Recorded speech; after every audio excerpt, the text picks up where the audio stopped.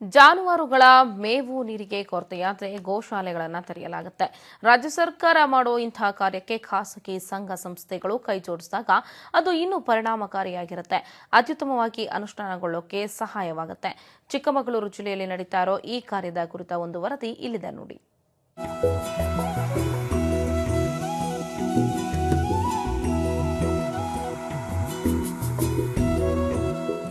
ನೂರಾರು ರಾಸುಗಳಿರುವ ವಿಶಾಲ ಗೋಶಾಲೆ, ನಿರ್ಮಲವಾಗಿ ಮೇವು ತಿನ್ನುತ್ತಿರುವ, ಮೆಲುಕು ಹಾಕುತ್ತಿರುವ ರಾಸುಗಳು, ಅವುಗಳಿಗೆ ನೀರು ಒದಗಿಸುತ್ತಿರುವ ಪಾಲಕರು, ಮತ್ತೊಂದೆಡೆ ಮೇವು ಸ್ವಚ್ಛಗೊಳಿಸುವ, ಸಣ್ಣದಾಗಿ ಕತ್ತರಿಸುವ ಕಾರ್ಯ ನಡೆಯುತ್ತಿದೆ.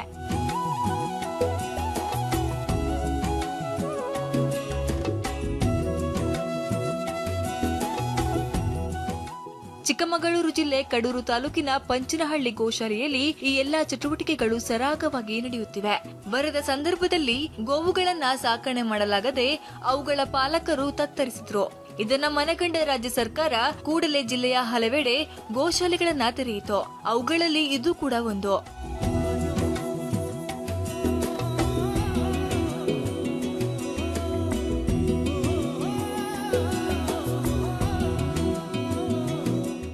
ಪಂಚನಹಳ್ಳಿ ಗ್ರಾಮದ ಎಪಿಎಂಸಿ ಮೈದಾನದಲ್ಲಿ ಈ ಗೋಶಾಲೆ ಇದೆ.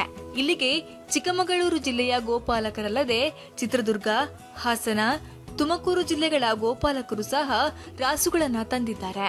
ಕೆಲವರು ರಾಸುಗಳನ್ನ ನೋಂದಣಿ ಮಾಡಿಸಿ ತೆರಳಿದ್ರೆ, ಇನ್ನು ಕೆಲವರು ಅವುಗಳ ಉಸ್ತುವಾರಿ ನೋಡಿಕೊಳ್ಳಲು ಅಲ್ಲಿಯೇ ಉಳಿದರು.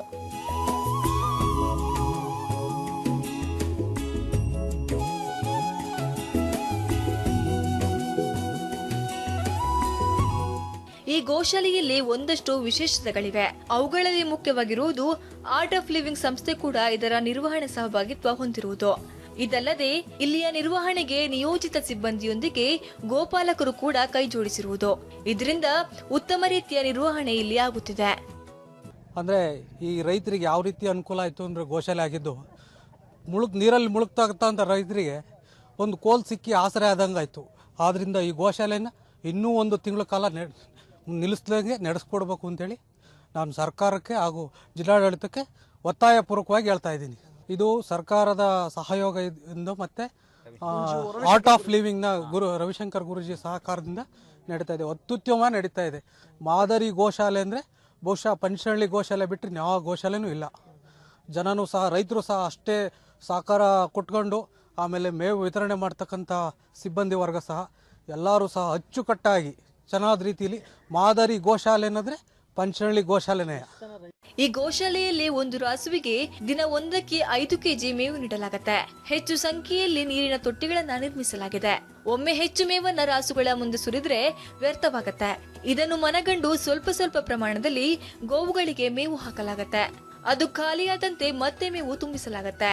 ಇಂತಹ ಉತ್ತಮ ನಿರ್ವಹಣೆಯ ಗೋಶಾಲೆ ಇನ್ನಷ್ಟು ಸಮಯ ಇರುವುದು ಅವಶ್ಯಕ ಎಂದು ಗೋಪಾಲಕರ ಅಭಿಪ್ರಾಯ. ಜಿಲ್ಲಾಡಳಿತ ವತಿಯಿಂದ ಹಾಗೂ ಏನು ಆರ್ಟ್ ಆಫ್ ಲಿವಿಂಗ್ ಸಂಸ್ಥೆ ಸಹಭಾಗಿತ್ವದಲ್ಲಿ ಈ ಗೋಶಾಲೆನ ಪ್ರಾರಂಭ ಮಾಡಿದ್ದಂಥದ್ದು. ಇವತ್ತು ಈ ಗೋಶಾಲೆಯಲ್ಲಿ ಸರಿಸುಮಾರು 5,600ಕ್ಕಿಂತ ಹೆಚ್ಚಿನ ರಾಸುಗಳು ಇವತ್ತು ಇಲ್ಲಿ ಮೇವನ್ನ ತಗೊಂತ ಇರೋದಾಗ್ಲಿ ಅಥವಾ ಇಲ್ಲಿ ಅವರು ವಾಸ್ತವ್ಯ ಹೂಡಿರೋ ಅಂಥದ್ದು.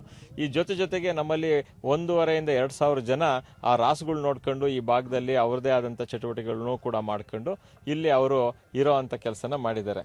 ನಮಗೆ ಈ ಗೋಶಾಲೆನ ಇನ್ನೂ 1 ತಿಂಗಳು ಕಾಲ, ಕನಿಷ್ಠ ಇನ್ನೂ 1 ತಿಂಗಳು ಕಾಲ ಇದನ್ನು ಮುಂದುವರಿಸ್ಕೊಡ್ಬೇಕಾಗಿ ನಾನು ಜಿಲ್ಲಾಡಳಿತ ಮತ್ತು ಜಿಲ್ಲಾ ಉಸ್ತುವಾರಿ ಮಂತ್ರಿಗಳನ್ನು ಕೂಡ ನಾನು ಭಿನ್ನಹಿಸ್ತಾ ಇದ್ದೀನಿ. ಒಂದೆಡೆ ಹೆಚ್ಚು ಸಂಖ್ಯೆಯಲ್ಲಿ ರಾಸುಗಳು ಇದ್ದಾಗ ಸಾಂಕ್ರಾಮಿಕ ರೋಗಗಳು ಹರಡುವ ಸಾಧ್ಯತೆ ಇರುತ್ತೆ. ಆದ್ರಿಂದ ಇಂತಹವುಗಳನ್ನ ತಪ್ಪಿಸಲು ನಿಯಮಿತವಾಗಿ ಜಾನುವಾರುಗಳ ಆರೋಗ್ಯ ತಪಾಸಣೆ ನಡೆಯುತ್ತೆ. ಇದಕ್ಕಾಗಿ ನುರಿತ ಪಶುವೈದ್ಯರು ಹಾಗೂ ಸಿಬ್ಬಂದಿ ಇಲ್ಲಿದ್ದಾರೆ. ಇಷ್ಟು ಉತ್ತಮವಾಗಿ ಗೋಶಾಲೆ ಇರುವುದು ಗೋಪಾಲಕರ ಮೆಚ್ಚುಗೆಗೆ ಪಾತ್ರವಾಗಿದೆ. ಚೇತನ್ ಬೇಲಿನಹಳ್ಳಿ, ಸುದ್ದಿ ಟಿವಿ, ಚಿಕ್ಕಮಗಳೂರು.